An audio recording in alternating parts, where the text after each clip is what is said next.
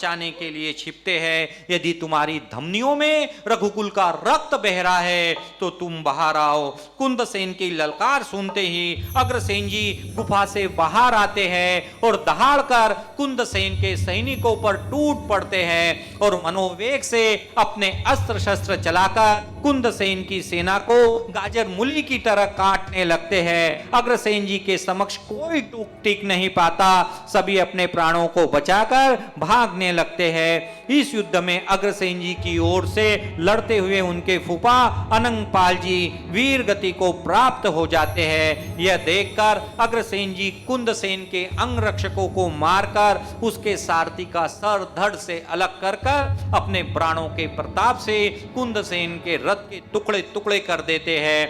रथीन कुंदसेन जमीन पर गिरा पड़ता है और अग्रसेन जी और कुंदसेन के बीच आमने सामने की लड़ाई शुरू होती है।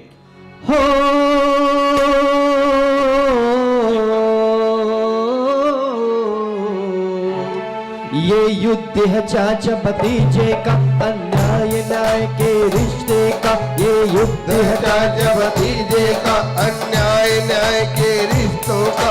इस युद्ध का यारो, इस युद्ध का यारो क्या कहना, ये धर्म युद्ध का है गहना।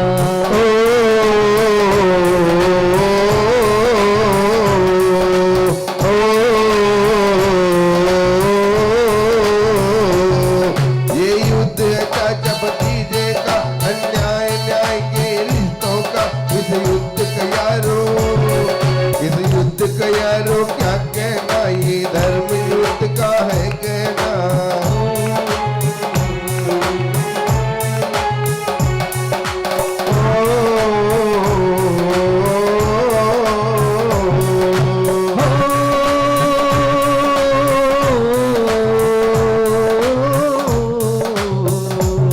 जब कुंदसेन ने चिल्लाया ये अग्रसेन को ना भाया। जब कुंदसेन ने चिल्लाया ये अग्रसेन को ना भाया। तब अग्रसेन रण में आया और कुंदसेन है घबराया।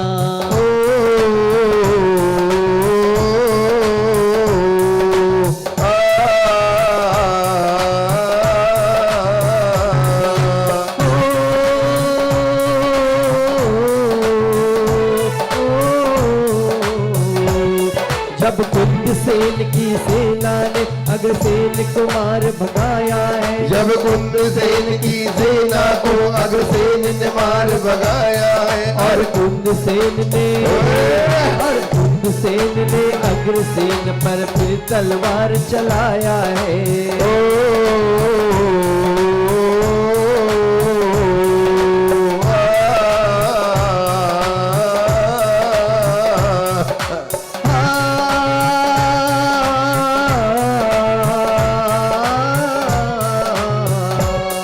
फिर वार वो करने लगे, फिर वार पे वार वो करते रहे। ये दोनों योद्धा लड़ते रहे, फिर वार पे वार ये करते रहे। ये दोनों योद्धा लड़ते रहे।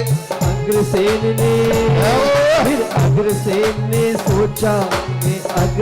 ने सोचा है कि मार कार की कर डालूं।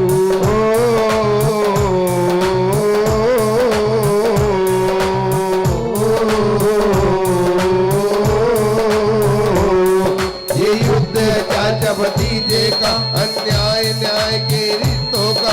इस युद्ध का यारो, इस युद्ध का यारो क्या कहना, ये धर्म युद्ध का है कहना।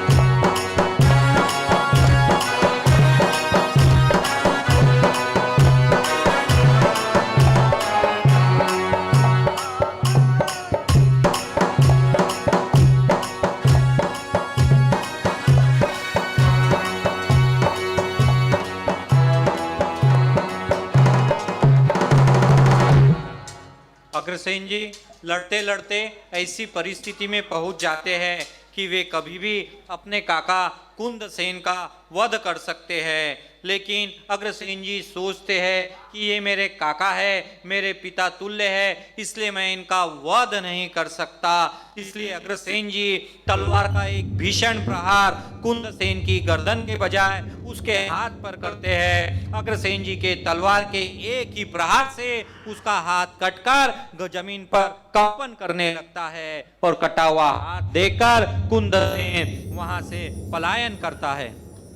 खुश हो जाए घर सावरा हर ठाट देता है, ज्यादा उड़ने वालों के पर ये काट देता है, ज्यादा उड़ने वालों के पर ये काट देता है।